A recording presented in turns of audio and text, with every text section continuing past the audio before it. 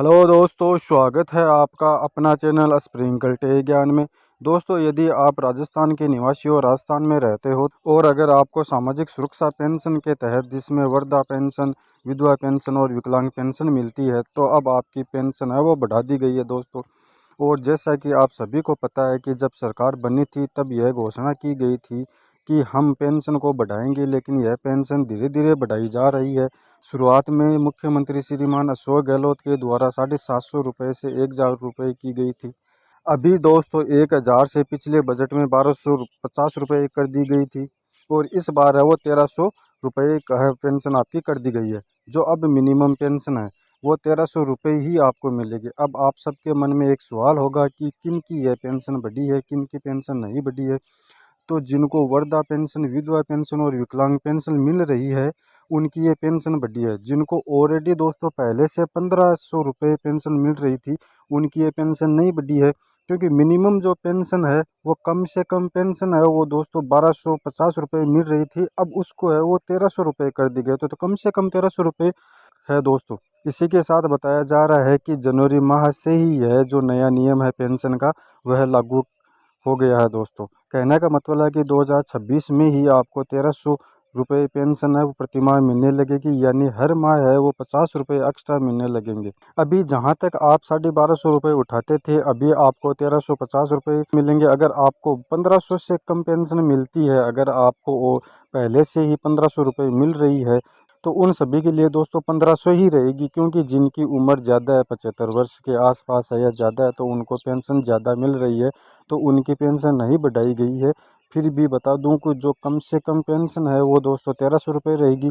इसी के साथ जिन लोगों का नए पेंशन के लिए आवेदन होगा, चाहे वृद्धा पेंशन के लिए हो आवेदन हो रहा हो, चाहे विधवा पेंशन के लिए आवेदन हो रहा हो, या विकलांग पेंशन के लिए आवेदन हो रहा हो, शुरुआती पेंशन है वो दोस्तों 1300 रुपये ही रहेगी। और यहाँ पर मैं आपको बता दूं कि हर बजट में यह पेंशन बढ़ाने की बात हो रही है, तो आने वाले सालों में उम्मीद है कि यह पेंशन 2000 रुपये तक पहुँच जाएगी। लेकिन मुझे लगता है कि सरकार को यह 50 रुपये बढ़ाने से अच्छा है 100-150 रुपये से कम बढ़ाने चाहिए। आपकी इसके बारे में क्या राय है दोस्तों, आप कमेंट सेक्शन में ज़रूर बताइए।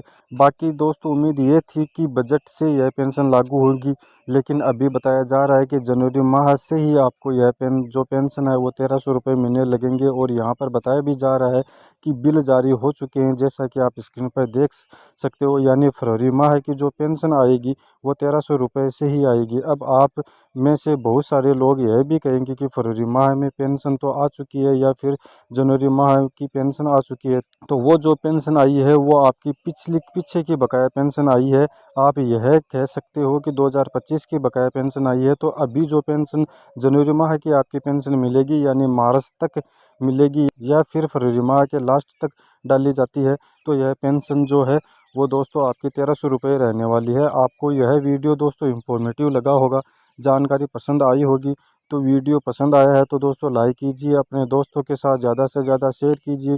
चैनल पर नए हो तो सब्सक्राइब करके बेल आइकन को प्रेस कर लीजिए, ताकि आने वाली सभी नई नई अपडेट है वो आप सबसे पहले देख पाए। इसके अलावा दोस्तों आपके मन में कोई भी सुझाव या सवाल है तो आप दोस्तों कमेंट सेक्शन में ज़रूर बता सकते हैं। दोस्तों, क्या सरकार को यह पेंशन बढ़ानी चाहिए थी या फिर 50 रुपये आज की महंगाई से सही है? यह खुशखबरी उन लोगों के लिए है जिन लोगों का घर पेंशन से, बहुत सारे ऐसे परिवार है दोस्त जिनके लिए पेंशन ही उनका सब कुछ है, तो उनके लिए तो बड़ी खुशखबरी है। अब आप बताइए अपनी राय कमेंट सेक्शन में। चलिए दोस्तों, मिलते हैं नेक्स्ट वीडियो के अंदर किसी नई अपडेट के साथ। थैंक यू दोस्तों।